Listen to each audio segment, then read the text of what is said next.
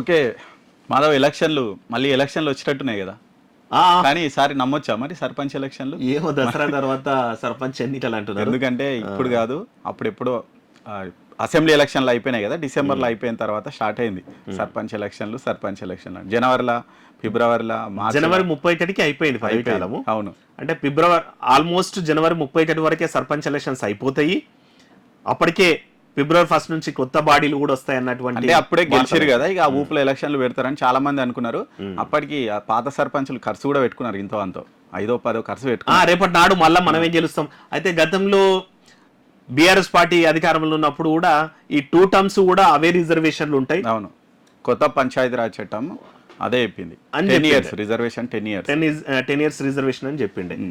ఆ నేపథ్యంలోనే ఆశావాళ్ళు చాలా మంది కష్టపడ్డారు.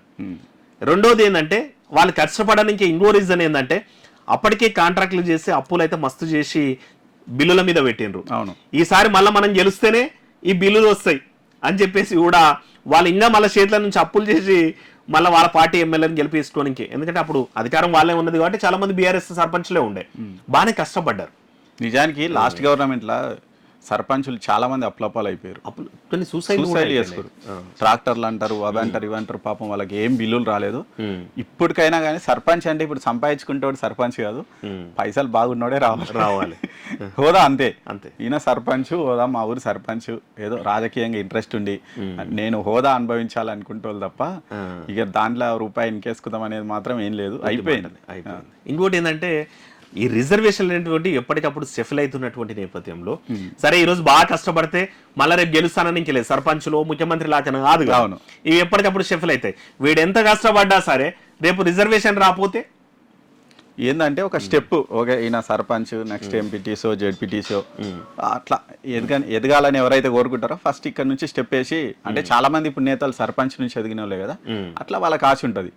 సింపుల్, దానికోసమనే వాళ్ళు కష్టపడుతుంటారు. సంపాదించుకుంటాడు సర్పంచ్ అంటాడు, పోయింది, అయిపోయింది కదా, అది గతం. అదే.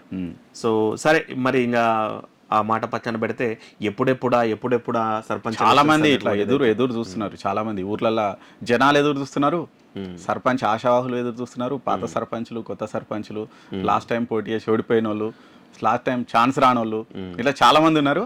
ఈసారి పార్టీ కూడా, అధికార పార్టీ కూడా మారింది కాబట్టి షెఫిల్ కూడా అయ్యారు కదా. అంటే దాదాపు 10 ఏళ్ల పాటు వాళ్ళ అధికారంలో లేరు. పాపం కాంగ్రెస్ పార్టీలో కష్టపడ్డోళ్ళు, సర్పంచ్ ఆశావాళ్ళు ఆ పార్టీలో ఉన్నారు కాంగ్రెస్ లో. ఈసారి మా అధికారం వచ్చింది, మేము ఈసారైనా సర్పంచ్లం అవుతాం అన్నటువంటి ఆశ అయితే ఉంది. అట్లాంటి పరిస్థితుల్లో ఇది చూస్తేనేమో ఇది ఇంకా ఎక్స్టెండ్ అయికుంటూ పోతుంది. రెండోది ఏంటంటే అప్పుడు బిల్లులు రానోళ్ళు చాలా మంది ఈ ఎలక్షన్స్ అయిపోయిన తర్వాత అధికార మార్పిడి జరిగిన తర్వాత వాళ్ళు కూడా పార్టీ మార్పిడి అయితే జరిగినటువంటి నేపథ్యం ఉంది. మరి మొత్తానికి అయితే ఒక స్టెప్ అయితే పడ్డది. ఇక్కడ ఆల్రెడీ ఓటర్ జాబితా పబ్లిక్ చేసేందుకు ఆల్రెడీ షెడ్యూల్ రిలీజ్ చేశారు. అక్టోబర్ 21 అనుకుంటా, సెప్టెంబర్ 21న నెక్స్ట్ మంత్, అంటే ఇక జస్ట్ ఒక 1 monthలో అది ఫైనల్ అయిపోతుంది. ఓటర్ జాబితా అయితే ఫైనల్ అయిపోతుంది. ఆ తర్వాత ఇమీడియట్గా ఎలక్షన్లకు పోవచ్చు. మరి నిన్న కూడా మనం చెప్పినాం, దసరా దీపావళిలో ఎలక్షన్లు జరిగే ఛాన్సెస్ ఎక్కువ కనిపిస్తున్నాయని. ఇక్కడ వీళ్ళు కూడా అదే ఇచ్చినట్టు కదా, దసరా తర్వాత సర్పంచ్ ఎలక్షన్లు అని చెప్తున్నారు. ఇక్కడ ఇది ఒకటి ఉంది, ఇది మెయిన్. మరి ఇది ఏం చేస్తారంటారు? బీసీ రిజర్వేషన్లు పెంచరా? పెంచే అవకాశం అయితే కనిపిస్తలేదు. నిజానికి వాళ్ళు కామారెడ్డి డిక్లరేషన్లో ఇచ్చారు, కానీ వీళ్ళు ఎన్ని డిక్లరేషన్లు ఇచ్చినా సుప్రీంకోర్టు మళ్ళీ కోర్టులో కేసు వేస్తారు, అది నిలవదు. మళ్ళీ ఇప్పుడు ఎలక్షన్లు ఇప్పుడు కావు, మళ్ళీ సంవత్సరం పడుతుంది. ఈ నేపథ్యంలో బీసీ రిజర్వేషన్లు పెంచేది మాత్రం చాలా అనుమానంగానే కనిపిస్తుంది, కష్టసాధ్యమే. మరి దీనికి వీళ్ళు ఏం చేయొచ్చు కాంగ్రెస్ వాళ్ళు? అంటే 2 things ఇడ. ఒకటి వచ్చేసేమో రిజర్వేషన్ పెంచడానికి పోతేనేమో అంటే అఫీషియల్గా, అంటే పంచాయతీగా పెంచడం అనేది కష్టం. ఎందుకంటే అది జరిగింది అనుకో, ఎవరెవరు సుప్రీంకోర్టు పోతారో మన ఆల్రెడీ 50% దాంట్లోనే కట్టుబడి ఉండాల్సినటువంటి నేపథ్యం. ఆ పరిస్థితుల్లో వీళ్ళు ఏం చేస్తారు అనేటువంటిది ఒకటి ఇంటర్నల్ టాక్ అయితే ఏంది అంటే, ఏదైతే అఫీషియల్ ఉందో 23 అది ఇచ్చేస్తారు. మిగిలిన 19 అనేటువంటిది పార్టీ ఇస్తుంది. ఇంటర్నల్ గా కాంగ్రెస్ వాళ్ళు 19% ఇచ్చేస్తారు. ఇచ్చేసి ఏం చేస్తారంటే, మేము 42% మేమేదైతే బీసీ డిక్లరేషన్ చెప్పినామో కామారెడ్డిలో, దాని ప్రకారం 42% కూడా ఇచ్చేస్తాం. అట్లా చేయొచ్చు, పార్టీ చేతిలో ఉంటది కాబట్టి అది పెద్ద ప్రాబ్లం కాకపోతే. సో ఎవరు ఆబ్జెక్షన్ చెప్పేటువంటి అవకాశం అయితే ఉండదు. కాకపోతే మిగిలిన క్యాస్ట్లు వాళ్ళు కూడా ప్రెషర్ పెట్టేటువంటి ఛాన్స్ ఉంటుంది, బట్ అట్లీస్ట్ అది వర్కౌట్ అయ్యేటువంటిది ఉంటుంది ఇంటర్నల్ గా జరిగే డిస్కషన్ కాబట్టి. అప్పుడు వీళ్ళు ఇంకోటి ఏం చేద్దాం అనుకుంటున్నారంటే ఈ 19% ఇంటర్నల్ గా ఇచ్చి మిగిలిన పార్టీల మీద ప్రెషర్ పెడదాం అనుకుంటున్నారు. అంటే మేము బీసీ ఏదైతే ఉన్నామో దానికి కట్టుబడి ఉన్నాం, మేము చెప్పిన మాట కట్టుబడి ఉన్నామో, బీసీల సామాజిక న్యాయానికి, బీసీలు రాజ్యాధికారం వైపు నడిచేందుకు మేము కట్టుబడి ఉన్నాం మా మాటకి, మీరు కూడా బీసీలకు న్యాయం చేయండి. ఓకే, అంటే జనరల్ ఏమవుతుందంటే ఎప్పుడు కూడా ఈ సర్పంచ్ లోకల్ బాడీ ఎలక్షన్స్ కూడా కొన్నిసార్లు కొంచెం అగ్రవర్ణం ఆధిపత్య కులాల డామినేషన్ లో ఉంటది కాబట్టి మిగిలిన పార్టీలకు ఇబ్బంది అవుతుంది. ఎందుకంటే వాళ్ళు మొన్న ఇన్వెస్ట్మెంట్ పెట్టింటారు, ఎలక్షన్స్ టైంలో ఖర్చు పెట్టింటారు, అది వీళ్ళకి ప్రెషరైజ్ అవుతుంది. అంటే ఈ బాధ కాంగ్రెస్ లో కూడా వచ్చేటువంటి ఛాన్స్ ఉంటుంది. బట్ స్టిల్ ఏంటంటే అధికార పార్టీ కాబట్టి వాళ్ళకి ఇంకో రకంగా మేనేజ్ చేయొచ్చు. అరే మీకు సర్పంచ్ కాకపోతే ఇంకోటి ఇస్తా, లేకపోతే మీకు కాంట్రాక్ట్స్ ఇస్తాం, మీరు ఇప్పటికి కొంచెం సపోర్ట్ చేయండి అని. కానీ అధికారంలో లేని పార్టీకి ఇది చాలా డ్యామేజ్ అయ్యేటువంటి అవకాశం ఉంటుంది. సో అది జరిగితే మరి కాంగ్రెస్ పార్టీ అయితే ప్లస్ అయ్యేటువంటి ఛాన్స్ ఉంటుంది. మరి ఇంకో ప్రాబ్లం కూడా వస్తుంది. ఓకే, ఇప్పుడు కాంగ్రెస్ వాళ్ళు ఇచ్చిరు, బీసీలకు ఇచ్చిరు, ఓకే వాళ్ళు 19% ఇచ్చిరు, కానీ వీళ్ళు అదే ప్లేస్లలో బీసీలకు ఇవ్వకుండా అగ్రవర్ణాలకు ఇస్తే అక్కడ అంటే వీళ్ళు బలంగా ఉంటారు, వీళ్ళకు ఎఫెక్ట్ పడే అవకాశం ఉంటుంది. రెండోది ఏంటంటే మీరు అంతేకాకుండా ఇది కూడా వస్తుంది, ఎందుకంటే ఇక్కడ వీళ్ళు బీసీలకు ఇచ్చి ఉంటే ఒకవేళ కాంగ్రెస్ వాళ్ళకు ఖచ్చితంగా అక్కడ ఎవరో అగ్రవర్ణం వాళ్ళు ఉంటే నాకు ఇవ్వకుండా ఆయనకి ఎట్లా ఇస్తారని అవతలకి కూడా సపోర్ట్ చేసి అది కాంగ్రెస్ పార్టీకి మైనస్ అయ్యేటువంటి ఛాన్స్ ఉంటుంది. మైనస్ ఉంటుంది. అంటే మీరు అన్నట్టు నిజంగానే, ఎందుకంటే అక్కడ ఎవరైనా సరే డామినేటెడ్ గా ఉండి మొత్తం ఫైనాన్స్ చూసుకునే సిచ్యువేషన్ లో ఉంటే వాళ్ళ ఆ టికెట్ ఆశించినోడు వానికి రాలేదంటే జనరల్ గా అఫీషియల్ రిజర్వేషన్ ఏందని కన్ఫర్మ్ అయ్యింది. అవును, ఫర్ ఎగ్జాంపుల్ పలానా ఊళ్ళరా ఈ పలానా బీసీ కమ్యూనిటీకి, లేదంటే ఓసీ జనరల్ కి, ఓసీ మహిళకి అని ఉంటుంది. ఆ సిచ్యువేషన్ లో బీసీ మొత్తం బీసీ వెళ్ళిపోతాయి, ఓన్లీ జనరల్ ఎక్కడైతే ఉన్నాయో అక్కడ ఈ ప్రాబ్లం వస్తుంది. ఆ ప్రాబ్లం దగ్గర 19% బీజేపీలో లేదంటే బీఆర్ఎస్ లో నిజంగా అక్కడ అప్పర్ క్యాస్ట్ వాళ్ళనో లేకపోతే అప్పర్ హ్యాండ్ ఉన్న వాళ్ళనో డబ్బులు పెట్టేటోళ్ళనో పెట్టినరంటే మాత్రం అది కాంగ్రెస్ పార్టీకి అయితే మైనస్ అయ్యేటువంటి ఛాన్స్ ఉంటుంది. అఫీషియల్ గా పెడితేనేమో అందరు అదే వాళ్ళని ఏ ప్రాబ్లం ఉండదు. కానీ అఫీషియల్ గా పెట్టేటువంటి ఛాన్స్ ఉంటే మాత్రం మీరు అన్నది అయితే చాలా రిస్కీ అయ్యేటువంటి ఛాన్స్ ఉంటుంది. ఆ 19% అంటే చాలా పెద్ద ఇంపాక్ట్ అయ్యేటువంటి అవసరం అయితే ఉంటుంది. మరి చూడాలి మరి దాన్ని కాంగ్రెస్ పార్టీ ఎట్లా చేస్తుంది. అయితే టెక్నికల్ గా చేయాల్సి వస్తే ఇక్కడ వాళ్ళు అదే చెప్తున్నారు. సరే, అంటే వాళ్ళు ఇట్లా చేస్తే మేము ఇచ్చిన మాట నిలబెట్టుకున్నామని చెప్పనీకి అయితే వస్తుంది, కానీ ఇది ఇబ్బంది అవుతుంది. మరి దాన్ని ఎట్లా ఓవర్కమ్ చేస్తారో చూడాలి. ఇక మొత్తంగా అయితే 10 days లోనే మొత్తం కంప్లీట్ చేసే ఛాన్స్ ఇక్కడ మనకు ఇక్కడ కనిపిస్తుంది. దసరా అక్టోబర్ 12th దసరా ఉందంట.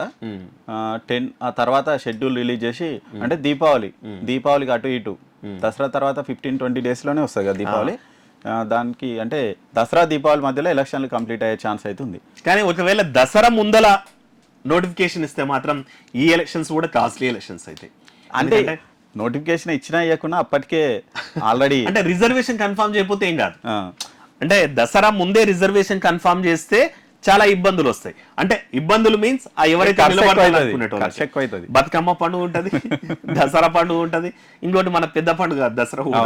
సో అట్లాంటి సిచ్యువేషన్ లో ఇక ఊర్లకు అందరు వస్తారు కాబట్టి అందరికి మర్యాద చేయాల్సి వస్తుంది. సేమ్ కాస్ట్లీ ఎలక్షన్స్ అయితే అవుతాయి. కానీ ఒకవేళ దసరా పండుగ అయిపోయిన తర్వాత రిజర్వేషన్ కన్ఫర్మ్ చేసేస్తే సగం మిలిగేటువంటి పరిష్కారం అయితే ఉంటది. ఇక 2 ప్లాన్లతో అధికారులు రెడీ ఉన్నారు అన్నటువంటిది కూడా చెప్తున్నారు. ప్రస్తుత బీసీ రిజర్వేషన్ల మేరకు ఎన్నికలు నిర్వహించడం, అందుకు తుది ఓటర్ లిస్టు ప్రకటించిన 10 రోజుల్లోనే రిజర్వేషన్లు ఖరారు చేసి ఎన్నికల ప్రక్రియ పూర్తి చేయడం. అంటే ఫస్ట్ 2 ప్లాన్స్ అన్నమాట, ప్లాన్ ఏ, ప్లాన్ బి. పాత రిజర్వేషన్ల ప్రకారమే పోవడం, దానికి ఏం ప్రాబ్లం ఉండదు. సో వాళ్ళు అనుకున్నట్టు మిగిలిన ఎవరికైతే ఎక్కువ ఇవ్వాలనుకుంటున్నారో ఎక్సెస్ ఇద్దాం అనుకుంటున్నారో కాంగ్రెస్ పార్టీ ఇంటర్నల్ ఇచ్చేసుకునేటువంటి అవకాశం ఉంటుంది. దాంట్లో మరి నిజంగా ఎవరు కూడా బీసీ సంఘాలు కూడా పెద్ద లొల్లి చేయకపోవచ్చు. ఎందుకంటే వాళ్ళకి కావాల్సింది ఏంది, సీట్లు పెరగాల, వాళ్ళ పోటీ చేసే సంఖ్య పెరగాల. సో అది ఈజీ అయిపోవచ్చు. లేదు నిజంగా రిజర్వేషన్లు పెంచి ఎన్నికలకు వెళ్ళడం, అందుకోసం ముందుగా కులగణన చేయాల, అప్పుడు మాత్రం టైం పట్టేటువంటి ప్రాసెస్. కులగణన చేసిన ఒకవేళ రిజర్వేషన్లు పెంచాలన్నా గానీ ఇదొకటి ఉంది కదా, ఇదొకటి అంటే 50% అయితే మించొద్దు.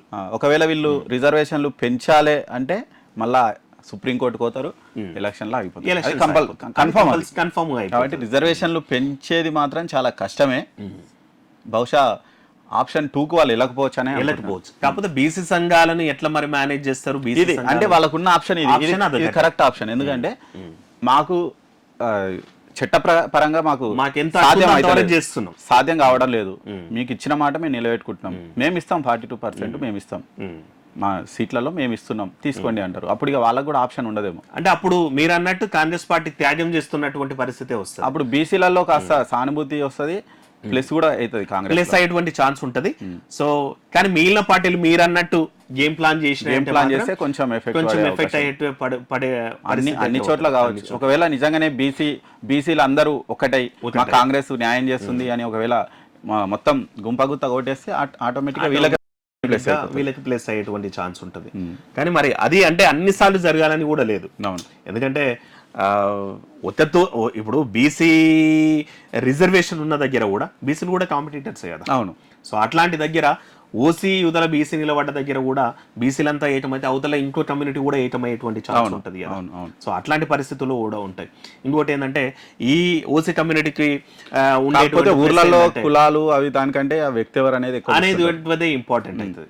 రెండవది ఏంటంటే ఈ ఓసీ కులాలు ఏం చేస్తాయంటే మిగిలిన కులాలను మేనేజ్ చేసుకోవడంలో సక్సెస్ అవుతుంది. అవును, నేనే కదా మీకు ఏమైనా ఇబ్బంది అయితే నేనే పోయేటువంటి అటువంటిది. మరి కాంగ్రెస్ పార్టీ ఆ ఇచ్చే 19% ప్లస్ ఇచ్చేటువంటిది కాంగ్రెస్ కి ప్లస్ అయితే మైనస్ అయ్యేటువంటి ఛాన్స్ కూడా అయితే లేకపోలేదు. కానీ మీరు అన్నట్టు అరే నిజంగానే కాంగ్రెస్ పార్టీ సామాజిక న్యాయాన్ని పాటిస్తుంది అన్నటువంటి అవేర్నెస్ వచ్చి వీళ్ళు తీసుకురాగలిగితే ప్లస్ అయ్యేటువంటి అవకాశం అయితే ఉంటుంది. అవును. ఇంకోటి ఏంటంటే ఆలస్యం అయిందంటే మాత్రం వాళ్ళ ఈ ప్రాసెస్ ఇంకా డిలే అయిందంటే మాత్రం సెంట్రల్ గవర్నమెంట్ నుంచి రావాల్సినటువంటి ఫండ్స్ అయితే ఆగిపోతాయి, ఆ గ్రాంట్స్ కూడా రాలేవు. ఆల్రెడీ మనం చూస్తున్నాము, ఆల్రెడీ 6 months అయింది కదా. ఆల్రెడీ 6 months అయింది. ఫిబ్రవరి 1st నుంచి స్టార్ట్ అయినట్టే గ్రాంట్స్ ఆగిపోతాయి. కాబట్టి ఇప్పుడు ఎందుకంటే అసలు ఎలక్షన్ అసలే ఫండ్స్ లేవు గ్రామ పంచాయతీల దగ్గర, అప్పులు చేసిరు. అప్పుడు అంటే సర్పంచ్లు ఉన్నప్పుడు ఇక కష్టమో నష్టమో అని తిడతారు కానీ వాళ్ళు ఇప్పులో తెచ్చి పెట్టిరు. ఇప్పుడు స్పెషల్ ఆఫీసర్స్ అవసరం లేదు కదా. మొన్న చేస్తాం లేకుంటే లేదు అంటారు. మొత్తం వర్షాలు పడ్డాయి, ముసులు పడ్డాయి, మొత్తం ఆ మురికికుంట చుట్టుముట్టు దోమలు వాళ్తున్నాయి, ఈ మలేరియా డెంగ్యూ వస్తుందంటే కూడా మొత్తం జీపీ అకౌంట్స్ అన్ని ఖాళీ అయిపోయినాయి. ఏం చేస్తారు వాళ్ళు పెట్టారు, ఎందుకు పెడతారు వాళ్ళు?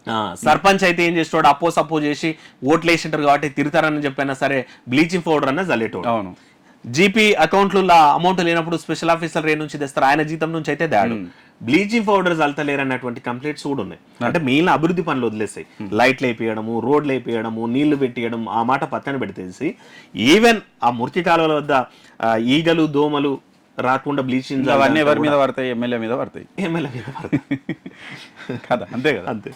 సో మొత్తం మీద ఎమ్మెల్యేలు కూడా ఇప్పుడు ఖర్చు పెట్టి కష్టకాలలో ఉన్నారు, వాళ్ళు కూడా ఖర్చు పెట్టే పరిస్థితి. ఎందుకంటే 6 నెలలు కూడా కంప్లీట్ కాలేదు కాబట్టి, ఎంపీ ఎలక్షన్లు వచ్చే మధ్యలో ఎంపీ ఎలక్షన్స్ వచ్చాయి కాబట్టి, ఇంకోటి ఆశించిన స్థాయిలో ఫండ్స్ కూడా రిలీజ్ చేద్దామంటే ఆర్థిక పరిస్థితి కూడా బాగాలేదు. సో సర్పంచ్లు కూడా పెట్టలేని సిచ్యువేషన్ లోనే ఉన్నారు. ఆ సందర్భంలో కంపల్సరీ సెంట్రల్ గవర్నమెంట్ ఫండ్స్ రావాలంటే సర్పంచ్ ఎలక్షన్స్ చేయాల్సిందే. ఇవన్నీ చూసుకుంటే ఖచ్చితంగా ఎలక్షన్లు అయితే జరుగుతాయి.